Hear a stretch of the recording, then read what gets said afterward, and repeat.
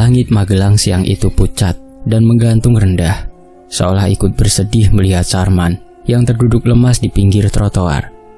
Tubuhnya terbungkus jaket kumal, peninggalan masa kejayaannya dulu. Di sampingnya, seekor monyet berbulu coklat kusam duduk bersila, mengenakan rompi kecil yang sudah usang, lengkap dengan topi mini miring di kepalanya. Gento, nama monyet itu, adalah satu-satunya makhluk yang masih setia menemaninya setelah segalanya hancur. Sarman pernah hidup dalam tepuk tangan dan sorakan. Di masa jayanya, ia adalah pelatih sirkus yang dikenal lihai menampilkan atraksi yang memukau. Tangannya pernah menggiring singa, menari bersama lumba-lumba, dan tentu saja melatih Gento sejak bayi hingga menjadi bintang sirkus kecil keliling yang pernah dibanggakannya. Tapi sirkus itu kini tinggal kenangan, bangkrut, dijual, dan lenyap seperti ditiup angin. Teman-temannya pergi satu persatu. Sebagian ikut rombongan lain, sebagian memilih bekerja kasar, sebagian lagi entah kemana. Ia sendiri tak punya siapa-siapa, tak ada istri, tak ada saudara. Sarman tinggal di sebuah bedeng bekas gudang alat pertanian di pinggir kota, tak jauh dari sungai kecil yang airnya sudah tak jernih lagi. Ia bertahan hidup dari hari ke hari dengan menampilkan atraksi kecil bersama Gento di pasar, di taman, kadang di pinggir perempatan jalan. Tapi sekarang, semakin hari orang-orang makin acuh. Dunia berubah. Hiburan ada di layar ponsel, bukan lagi di balik topi kecil dan topeng lucu seekor monyet. "Ayo Gen, kita coba di taman kota," ujar Sarman pelan. Suaranya serak, menyimpan letih yang tak cuma fisik. Ia menggendong Gento dengan kain selempang seadanya. Wajahnya kuyup. Mata cekungnya berkedip menahan sinar matahari yang mulai menyengat. Taman kota tak jauh dari pasar. Hanya butuh berjalan kaki 15 menit. Di sana, Sarman biasanya bisa tampil di dekat air mancur, tempat anak-anak bermain dan para orang tua duduk beristirahat. Tapi hari ini, bangku-bangku dipenuhi oleh pengunjung yang sibuk dengan ponsel mereka. Tak ada yang memperhatikan saat Gento berguling-guling lucu. Tak ada yang tertawa saat Gento menari diiringi suling kecil yang ditiup Sarman. Malah ada seorang ibu yang memeluk anaknya dan menjauh dengan wajah cemas. "Udah gak zaman kayak gini, Pak," komentar seorang remaja sambil lewat. Sarman menunduk. Topi kecil yang ia letakkan di depan kaki sebagai wadah koin masih kosong. Hari mulai berganti senja ketika perutnya kembali mengeluh. Sejak pagi, tak ada sepiring nasi pun yang menyentuh mulut. Kantong bajunya pun hanya berisi 2 batang rokok yang sudah lecek. Di balik senyumnya, pada setiap penonton yang melintas, ada duka yang tak bisa ditutup lagi. Bahkan Gento yang biasanya ceria dan lincah, kini terlihat lesu, nafasnya berat, dan bulu di lehernya mulai rontok satu-satu. "Apa kita harus berhenti, kan?" bisik Sarman sambil mengelus kepala monyet itu. Gento hanya memejamkan mata dan menyandarkan kepalanya ke dada Sarman. Ia tahu tak banyak waktu lagi. Gento sudah tua, sama seperti dirinya. Dunia tak lagi membutuhkan mereka. Tapi, bagaimana bisa berhenti? Tanpa Gento, Sarman tak punya siapa-siapa. Dan tanpa uang, esok pagi mereka tak akan makan. Langit menggelap, pertanda malam akan turun. Udara berubah dingin. Sarman menarik nafas dalam-dalam, menatap langit seakan berharap ada jawaban dari langit. Tapi yang turun justru gerimis kecil, membasahi bahu dan rambutnya yang mulai memutih. Ia bergegas kembali ke bedeng tempat tinggalnya. Di sana, ia menyandarkan tubuhnya ke dinding bambu yang mulai lapuk, dan Gento berbaring di pangkuannya, menggeliat kecil sebelum tertidur. Hujan turun makin deras di luar, menciptakan simfoni suram yang memantul dari seng-seng tua. Sarman menyalakan sebatang rokok terakhirnya. Dalam kepulan asap tipis, pikirannya kembali melayang ke masa lalu. Saat panggung sirkus masih terang benderang, saat ia dan Gento dipuja-puja, saat tawa anak-anak dan tepuk tangan orang dewasa menjadi irama hidup mereka. Kini, semua itu tinggal debu dalam kenangan. Malam itu, sebelum tertidur, Sarman memeluk Gento erat-erat. Seakan tahu masa depan mereka sedang berdiri di tepi jurang yang tak terlihat. Dan di kejauhan dalam gelap malam, sesuatu sedang mengamati mereka dengan mata merah membara, menunggu waktu untuk muncul ke dunia nyata. Langit mulai berubah warna. Petang merambat pelan dari ujung barat. Angin membawa aroma tanah basah yang tak bersahabat, menyelusup ke sela-sela pakaian Sarman yang tipis. Perutnya kembali berbunyi. Kali ini lebih menyakitkan dari sebelumnya. Seharian, dia dan Gento mengamen tanpa hasil. Tak ada nasi, tak ada receh, dan tak ada satupun tangan yang mau sekadar memberi belas kasihan. Sarman berjalan menyusuri jalan setapak yang sepi. Jalur pintas menuju gubuk reot tempat ia berteduh selama ini. Gento terlelap di gendongan. Tubuh kecilnya hangat menempel di dada Sarman. Lelaki itu mengusap kepala Gento dengan lembut, seolah sedang menenangkan dirinya sendiri. Hidup kok begini terus, Gen. Gumamnya pelan, lebih seperti keluhan yang tak berharap jawaban. Langkahnya tertahan saat melihat sosok berdiri di bawah pohon waru yang menjulang tua di tepi jalan. Sosok itu membelakangi cahaya, membuat wajahnya tersembunyi dalam bayang. Hanya siluet berjubah panjang yang terlihat jelas. Jubahnya berwarna abu-abu pudar, seperti kain kafan yang sudah lama digantung di pemakaman. Sarman spontan melangkah mundur setapak. Ada rasa tak nyaman menyelinap di dadanya. Masih percaya kalau hidup cuma butuh kerja keras? Suara pria tua itu tiba-tiba menggema di udara. Pelan tapi menusuk, seperti bisikan di liang telinga. Sarman menegang. Ia tak mengenal pria itu, tapi suara dan caranya bicara membuat bulu kuduknya meremang. Maaf pak, saya nggak minta-minta. Saya cuma mau pulang. Pria tua itu menoleh perlahan. Wajahnya keriput, pucat, tapi matanya bukan mata manusia biasa. Sorotnya redup, kekuningan seperti cahaya obor yang terbakar dalam kabut. Ia tersenyum kecil.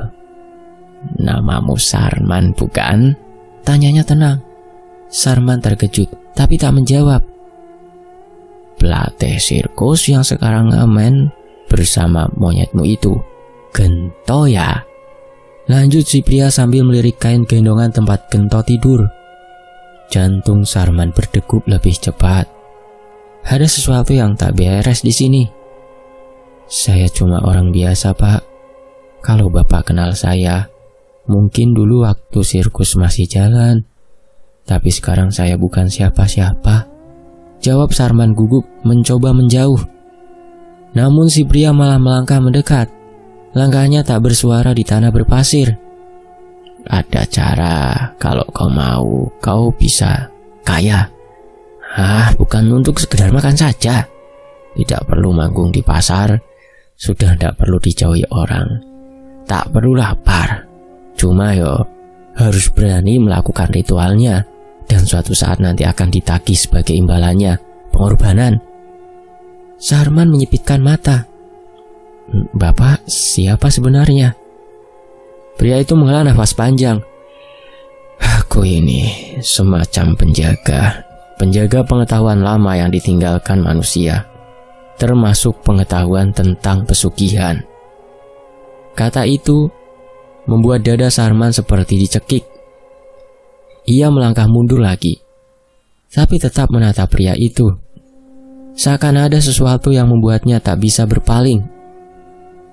Pesugihan, gumam Sarman, lebih ke arah bertanya pada dirinya sendiri. Pria berjubah abu itu mengangguk pelan. Sudah ratusan tahun praktek ini dilakukan, Sarman. Monyet, makhluk yang mirip manusia tapi tak punya beban dosa. Disitulah letak kekuatannya. Bila roh penjaga kekayaan dipindahkan ke tubuh monyet dan tuannya memberi persembahan sesuai waktu yang ditentukan, maka kekayaan akan datang sendiri, tanpa usaha, tanpa kerja. Sarman menelan ludah. Tangannya gemetar. Namun matanya tetap tertarik pada sosok itu. Tapi bagaimana caranya? Gento, dia bukan cuma monyet, dia sahabat saya. Tidak, bukan Gento, jawab pria tua itu cepat. Gento hanya pengantar. Ia akan mengantar rezekimu satu kali terakhir. Sarman terdiam, dadanya seperti diremas. Besok malam, datanglah ke lereng gunung itu. Di pertigaan pohon beringin tua, arah ke Sendang Suci, aku akan menunggu di sana. Kau harus memutuskan sebelum bulan mati. Setelah mengatakan itu, pria itu mundur masuk ke dalam bayang-bayang pohon dan menghilang begitu saja, seolah larut dalam udara malam. Sarman masih terpaku, matanya menatap kosong ke tempat pria itu berdiri. Nafasnya tersengal, tak tahu apa yang harus dirasa, takut, marah, atau tergoda. Hujan kecil mulai turun, membasahi ubun-ubunnya. Gento bergerak di pelukannya, lalu memandang Sarman sejenak dengan mata yang tak biasa. Sejak saat itu, langkah Sarman tak lagi ringan.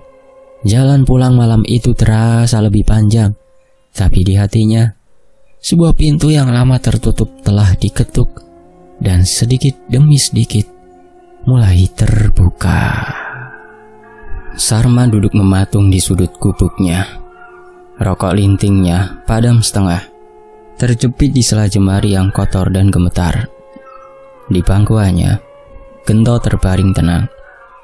Sekali menggerakkan ekornya pelan, wajah kecil monyet itu terlihat damai. Matanya terpejam seperti bayi yang percaya dunia akan selalu baik padanya.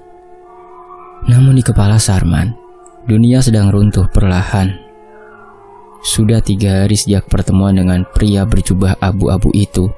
Setiap malam, suara-suara aneh seperti desis dan tawa kecil terdengar dari luar gubuknya. Angin seolah membawa bisikan, menyuruhnya, menantangnya, merayu seperti godaan setan yang dibungkus kata-kata manis. Dan tiap kali ia memejamkan mata, bayangan Gento berubah, bukan lagi seekor monyet, tapi sosok berwajah manusia dengan mata hitam lebar, memeluknya dengan tangan berbulu lebat sambil berkata, "Aku hanya alat, jangan ragu." "Gen, kau gak ngerti kan? Kau cuma hewan," gumam Sarman, tapi suaranya tercekat di tenggorokan. Ucapannya sendiri terasa seperti duri menusuk dada. Sebab ia tahu, Gento bukan sekedar hewan. Monyet itu sudah menemaninya sejak masih jadi pelatih sirkus. Saat orang lain pergi, saat rekan-rekan sesama pelatih hilang ditelan waktu, Gento tetap ada. Bahkan saat Sarman tak punya tempat tidur, Gento masih tidur di dadanya. Tapi kini, semua terasa menjepit. Kelaparan, hinaan, hutang yang menumpuk, dan yang paling menyakitkan, perasaan dilupakan dunia. Malam keempat, Gento menatap Sarman dengan pandangan yang tak biasa. Ia tak lagi aktif seperti biasanya, hanya duduk diam, seolah tahu hatinya sedang bertarung. Saat Sarman menoleh, Gento sudah duduk di pojokan, memeluk lutut kecilnya, menatap bulan yang separuh wajah. Sarman memejamkan mata, menghela nafas panjang. "Kalau aku nggak ambil tawaran itu, Gen, kita akan mati kelaparan." Tak ada jawaban, hanya suara angin menerobos setelah dinding bambu. Akhirnya malam kelima, Sarman berdiri. Ia mengepak tas kain berisi sedikit bekal, mengenakan jaket sobek yang sudah tipis, dan menggendong Gento dengan selempang kain batik. Kakinya melangkah berat, tapi pasti, meninggalkan gubuk yang sudah tak lagi bisa disebut rumah. Malam sudah turun penuh saat ia tiba di jalur menuju lereng gunung. Jalan setapak menanjak perlahan, dikelilingi pohon-pohon pinus tinggi menjulang. Kabut menggantung rendah, menyelimuti tanah basah dan akar-akar tua yang menjulur seperti urat di punggung bumi. Langkah demi langkah, Sarman seperti dituntun oleh kekuatan tak kasat mata. Setiap kali ia ragu dan berhenti, suara-suara aneh kembali terdengar. Tawa lirih, suara ranting patah meski tak ada angin, dan sesekali bau amis seperti darah yang menguar dari tanah. Di sebuah pertigaan jalan setapak, ia melihatnya. Pria berjubah abu-abu itu berdiri di bawah pohon beringin tua. Rambutnya putih seperti kabut, dan tangan kurusnya memegang tongkat kayu hitam yang tampak seperti tulang membatu. "Sudah siap?" tanya pria itu tanpa menoleh. Sarman tak langsung menjawab. Ia hanya menatap punggung pria itu dengan sorot mata kosong. "Masih ada waktu untuk mundur," ujar si pria lagi. Nadanya datar namun dalam, seolah tahu gejolak dalam dada Sarman. Aku tidak punya pilihan lain." Akhirnya Sarman bersuara, pelan tapi tegas. Pria itu berbalik perlahan. Sorot matanya tetap seperti malam pertama mereka bertemu, tak berkedip, menusuk, dan tak memberi ruang untuk berdalih. "Semua pilihan selalu punya harga. Yang membedakan hanyalah siapa yang kau bayar, dunia atau dirimu sendiri." Sarman menunduk, menahan perih di dada. Ia membuka selempang kain, dan gento pun muncul dari dalamnya, mengedip pelan dan mendekap tubuh Sarman erat-erat, seolah tahu ini perjalanan yang tak akan kembali. Kalau nanti sudah selesai, apa Gento bisa hidup lagi?" Suara Sarman bergetar. Pria itu menatap Gento sejenak, lalu tersenyum samar. "Ia akan tetap hidup, tapi jiwanya akan menjadi kunci. Kau harus ikhlas." Sarman menggigit bibirnya. Tangannya gemetar saat menyerahkan tubuh Gento ke pelukan si pria. Gento tak meronta, ia hanya memejamkan mata, tenang seperti bayi di buayan. Langit makin gelap, dan gunung seolah menahan nafas. Dalam hatinya Sarman menjerit, tapi langkahnya tak mundur. Ia sudah memilih, dan setiap pilihan seperti kata pria itu menuntut tumbal, baik dari dunia atau dari dirinya sendiri. Kabut menebal di lereng gunung, menyelimuti hutan pinus seperti tirai tak kasat mata. Suara-suara malam menghilang, seolah semesta ikut membisu, menunggu sesuatu yang tak biasa terjadi. Di tengah gelap dan dingin yang meresap sampai tulang, Sarman berdiri di depan sebuah altar dari batu tua yang dipenuhi lumut. Di atasnya tergeletak tubuh Gento, terikat dengan tali ijuk. Matanya menatap kosong ke arah Sarman, penuh percaya dan tanpa curiga. Sarman tak sanggup menatap balik. Ia berdiri beberapa langkah dari altar, tempat persembahan, tempat pemujaan.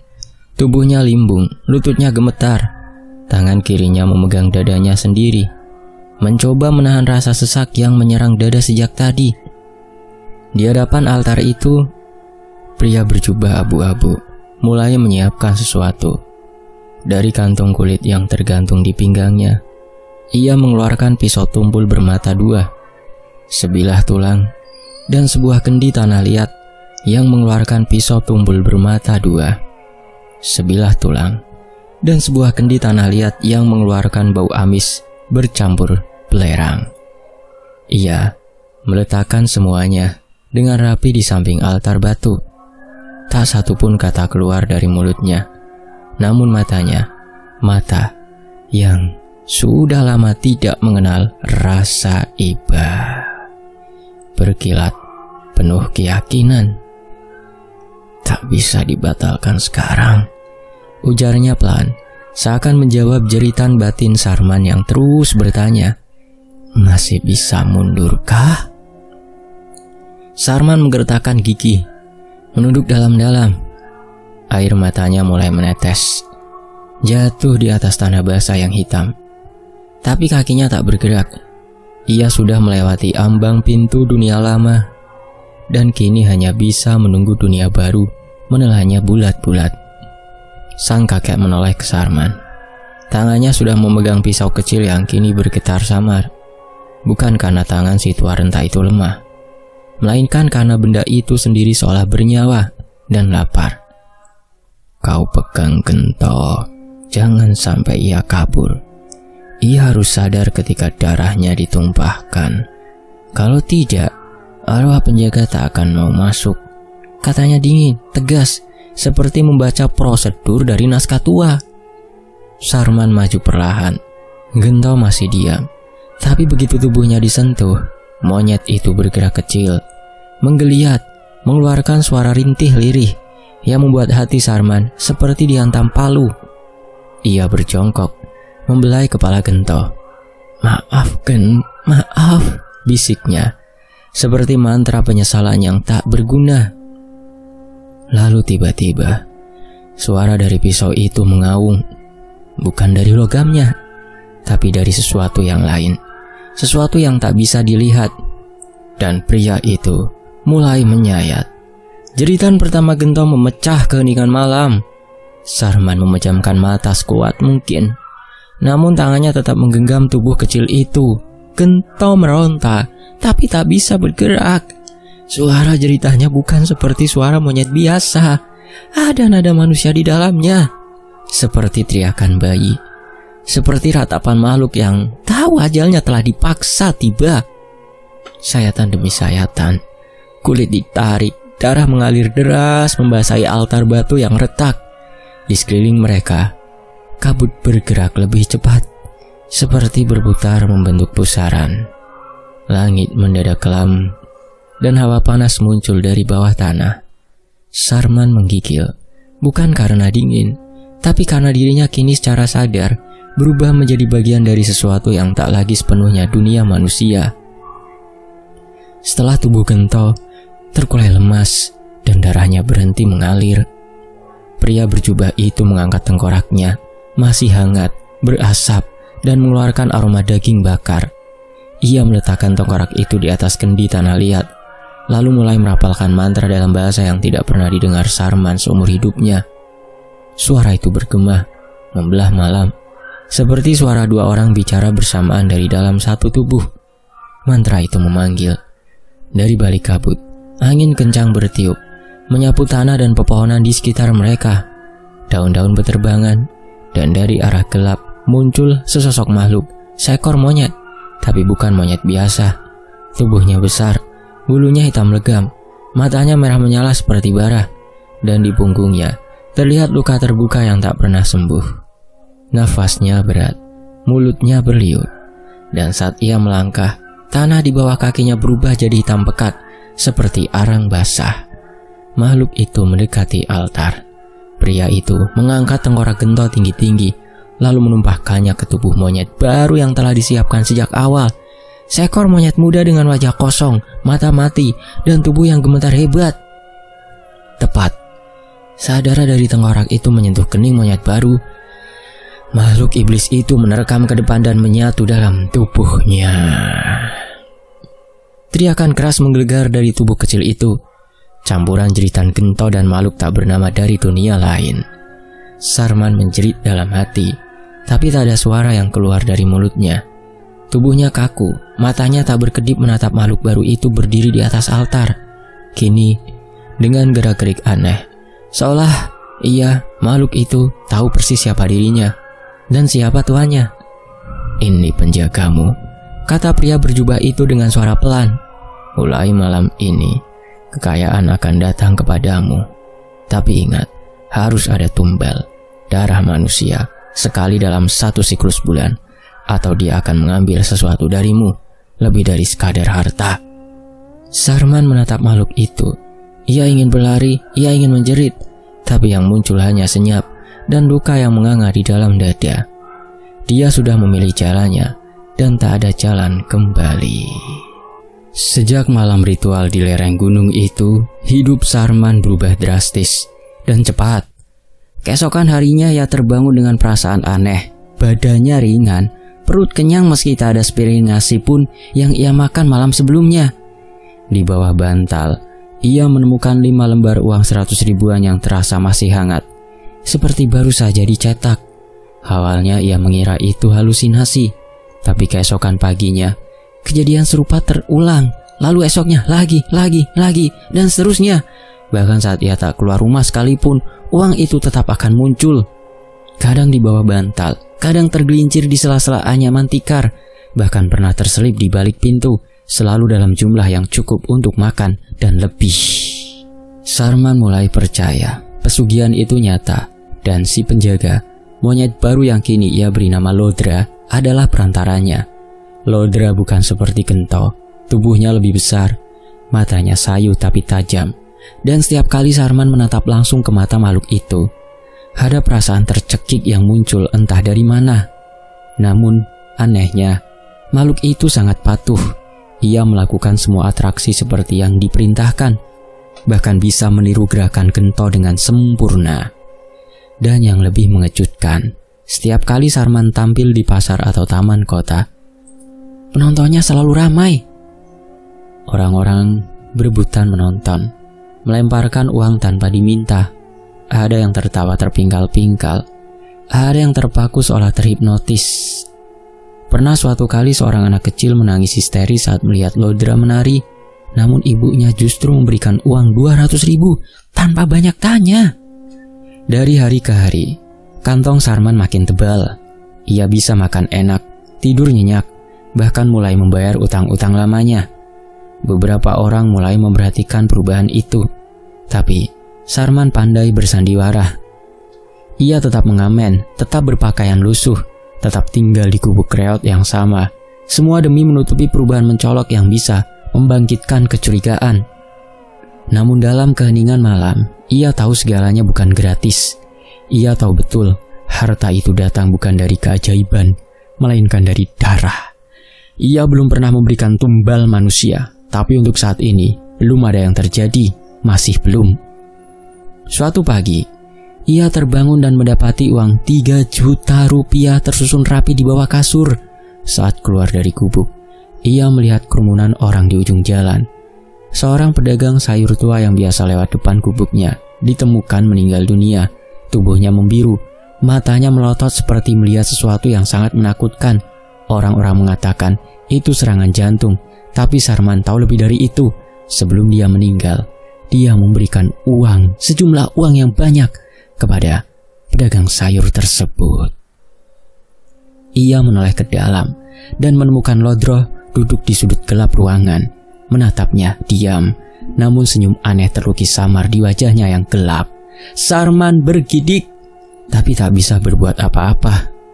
Hari-hari berikutnya, pertunjukan Sarman makin terkenal. Bahkan sebuah acara lokal pernah merekamnya untuk ditayangkan di kanal televisi. Nama Sarman mulai dikenal kembali. Orang menyebutnya si pelatih monyet ajaib. Tapi Sarman tetap tak besar kepala. Ia tahu semua itu bukan karena dirinya, melainkan karena perjanjian yang telah ia buat dengan sesuatu yang bukan dari dunia ini. Meski begitu, dalam diam, Sarman mulai dihantui rasa takut. Kadang saat malam menjelang, ia mendengar suara Gento menangis dari luar gubuk. Kadang suara tangisan itu berubah menjadi tawa mengejek. Dan lebih dari sekali, ia mendapati jejak darah di dekat tempat tidur Lodra. Meski tubuh makhluk itu tak pernah terlihat terluka. Puncaknya, saat seorang perempuan yang sedang menonton pertunjukan tiba-tiba pingsan. Wajahnya pucat, bibirnya membiru, dan saat ditolong, perempuan itu sempat berbisik, "Ada yang menatapku dari balik topeng, tapi itu bukan monyet." Sarman panik, namun tetap tenang di hadapan kerumunan. Ia tahu Lodra yang menunjuk perempuan itu dengan gerak tangan aneh sebelum pertunjukan dimulai. Ia tahu apa yang terjadi, dan seperti dugaan, keesokan harinya ia menemukan 10 juta rupiah tergelincir di bawah tikar tempat tidurnya. Kini setiap uang datang, Sarman tahu ada seseorang di luar sana yang akan kehilangan nyawa.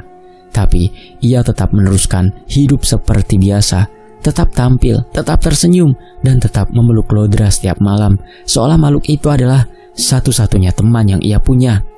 Padahal dalam hatinya ia tahu ia sedang menumpuk azab yang menunggu waktu untuk menagih kembali. Ia hanya belum tahu kapan dan dengan cara apa. Pertunjukan Sarman semakin hari semakin ramai.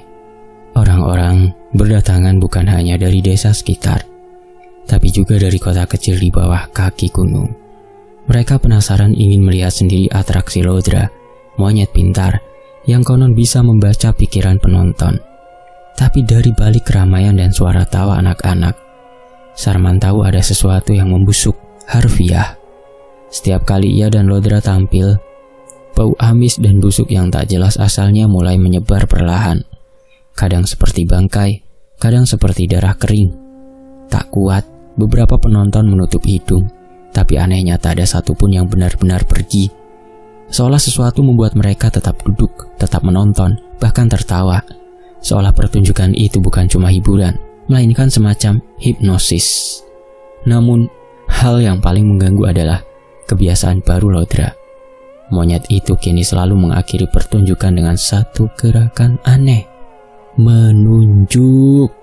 Tangan kanannya terangkat, jari telunjuk lurus, dan matanya menatap tajam pada satu orang penonton yang acak. Awalnya Sarman tak terlalu memperhatikan, tapi setelah pertunjukan keempat, kabar itu mulai menyebar. Orang yang ditunjuk oleh Lodra satu persatu mengalami musibah. Ada yang terjatuh dari motor, ada yang rumahnya terbakar, bahkan ada yang mendadak meninggal dalam tidur.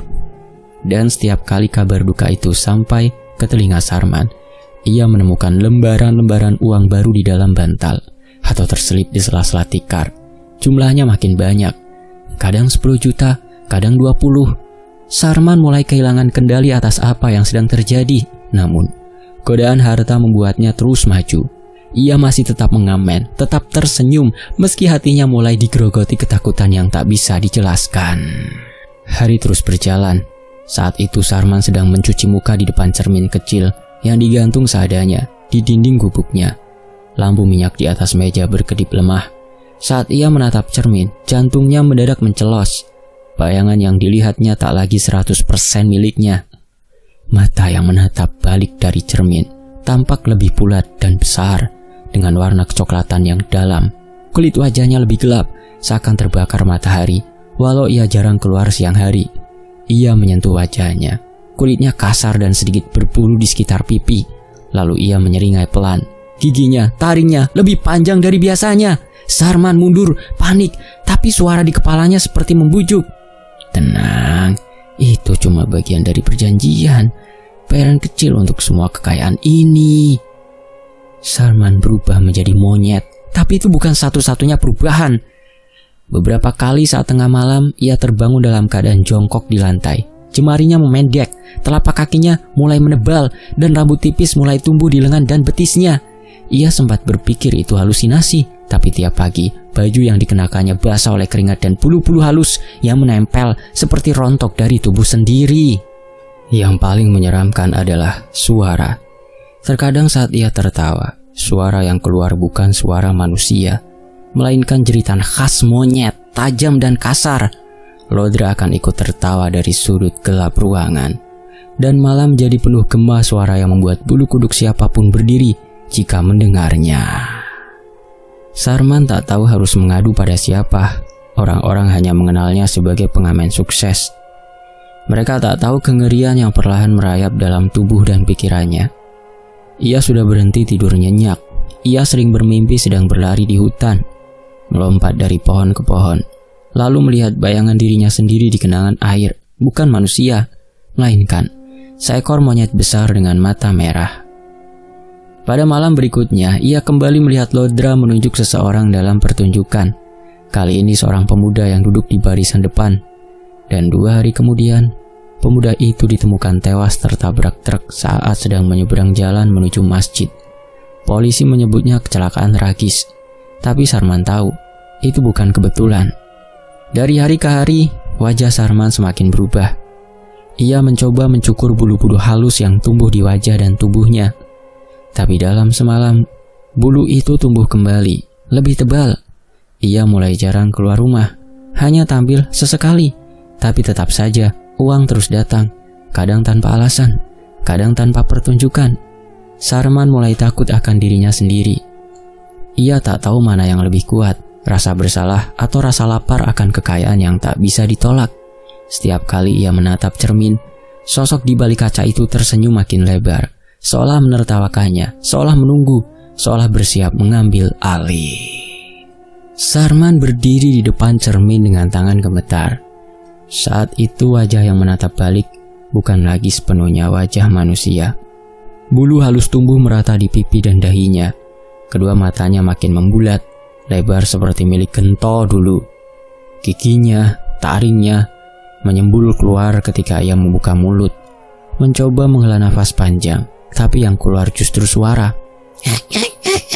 Lirih, serak, suara khas makhluk hutan. Ia mengumpat pelan, lalu menyambar pisau cukur yang sudah tumpul. Berkali-kali ia mencukur bulu wajahnya, tapi tiap malam bulu itu kembali tumbuh. Lebih tebal, lebih cepat, bahkan kini sudah merayap ke leher dan punggung. Tiap kali ia memotong bulu itu, suara tawa terdengar dari sudut ruangan. Tawa monyet, kasar, nyaring, bergema di dinding gubuk yang sepi. "Diam, diam kau!" bentak Sarman, melempar pisau ke sudut kamar. Lodra, si monyet iblis, duduk diam di sana, tapi mulutnya menyeringai, memperlihatkan deretan gigi yang anehnya, mirip dengan milik Sarman sekarang. Sudah lebih dari 1 bulan sejak Sarman terakhir kali memberi tumbal. Ia tak sanggup lagi. Perasaan bersalah menumpuk di dadanya. Mimpi buruk terus datang tiap malam, memperlihatkan wajah-wajah orang yang mati, karena Lodra tunjuk wajah-wajah itu menatapnya dalam mimpi, bertanya tanpa suara, "Berapa lagi yang harus kau korbankan?" Sarman mencoba mengurung diri. Ia tak keluar, tak mengamen, tak membuka pintu, tapi uang masih tetap datang. Dan begitu pula dengan kutukannya. Tubuhnya perlahan berubah, jemarinya makin pendek, membulat di ujung seperti cakar. Kukunya keras dan tebal, punggungnya mulai bungkuk, dan pada malam ke-67, ia menyadari satu hal. Ia tak bisa lagi berdiri tegak. Ia hanya bisa berjalan dengan 2 kaki dan 2 tangan, merangkak seperti binatang. Air matanya jatuh, tapi tak ada yang bisa ia lakukan. Ia mencoba merangkak keluar rumah, memanggil orang-orang, tapi lidahnya tak bisa lagi membentuk kata. Hanya suara-suara monyet yang keluar. Makin lama makin jelas dan lantang. Anak-anak yang kebetulan lewat hanya tertawa dan berkata, itu suara monyet dari dalam rumah Pak Sarman." Tak ada yang menyangka suara itu benar-benar dia. Di malam berikutnya, hujan turun deras, petir menyambar langit di atas gunung, dan kabut turun lebih tebal dari biasanya. Di dalam gubuk, Sarman menggigil dalam gelap. Lodra tak lagi duduk di pojokan. Ia kini berdiri di tengah ruangan. Tubuhnya lebih besar, matanya merah terang, dan dari mulutnya meneteskan cairan kental kehitaman. Sarman merangkak mundur, nafasnya memburu. Ia berusaha berbicara, berteriak meminta ampun, tapi lidahnya telah berubah. Yang keluar hanyalah jeritan keras, jeritan seperti dari kandang binatang buas. Tiba-tiba, pintu terbuka lebar. Angin dingin menerjang masuk. Lodra melompat ke arah Sarman dengan kecepatan yang mustahil. Cakar dan taringnya mencabik tubuh lelaki itu. Darah menyembur. Dinding kayu tersiram merah, tapi tak ada yang mendengar, tak ada yang peduli. Esok paginya warga menemukan gubuk itu porak-poranda. Di dalamnya ada bekas pertarungan, bekas cakaran, dan tumpukan bulu serta darah yang membeku. Tapi tak ada jasad, hanya potongan kain milik Sarman dan sebuah pisau cukur yang bengkok di ujungnya. Orang-orang berspekulasi, mungkin ia diterkam binatang buas, atau sudah pindah ke tempat yang layak karena mengamainya sukses. Tapi tak ada satupun yang berani menyelidiki lebih jauh. Sebab malam-malam setelah itu, dari arah hutan belakang gubuk itu, sering terdengar suara monyet menangis, diselingi tawa yang aneh, seperti suara manusia yang tak lagi utuh jiwanya. Mereka bilang, "Kalau kau cukup nekat berjalan ke hutan di malam sepi, kadang kau akan melihat sosok berjalan merangkak, setengah manusia, setengah binatang. Dan jika kau bertatapan langsung dengannya, ia akan menunjukmu seperti Lodra dulu." Dan setelah itu, tak butuh waktu lama, kemalangan akan datang, dan uang haram akan jatuh ke tangan orang yang tak sadar. Kutukan telah berpindah. Tamat. Terima kasih untuk Kak Hanitan yang sudah komen di video sebelumnya dalam judul Tumbal Sesajen. Juga ada Kak Ratnaku yang ada di Ponorogo. Lanjut ada Kak Fatma, terus ada Kak Eni Lampung, ada Kak Lisna, ada Kak Isdenis di Kuningan, ada Kak Imar Marno, ada Kak Sumini yang ada di Singapura ya, dan yang ada di Taiwan. Terima kasih. Ada Kak Farida Nanda juga. Makasih ya semuanya. Terima kasih sudah komen dan sudah nonton di video sebelumnya. Sampai jumpa di kisah lainnya. Saya pamit. Wassalamualaikum warahmatullahi wabarakatuh. Semoga selalu terhibur dengan cerita-cerita di Tony FS ini. Sampai jumpa.